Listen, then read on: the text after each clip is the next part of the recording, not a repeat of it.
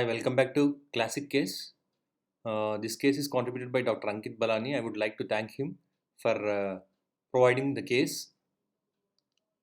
A 80-year-old female with right upper limb and facial dystonia presented to the emergency department and MRI was done.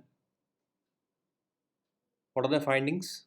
You can see this is the axial T1 weighted image, this is the ADC and diffusion, and this is the flare T2 and susceptibility weighted imaging. You can see a classic T1 hyperintensity in the caudate nucleus and the putamen, and similar hyperintensities are also noted on T2 and flare, and there is no diffusion restriction. This is just a shine through phenomena. So all these features contribute to a classic diagnosis of non-ketotic hyperglycemic hemichoria, which is also called as CHBG syndrome, which is nothing but chorea, hyperglycemia and basal ganglia syndrome, and it is also called as diabetic steatopathy. And it is very commonly seen in elderly with uncontrolled type 2 diabetes.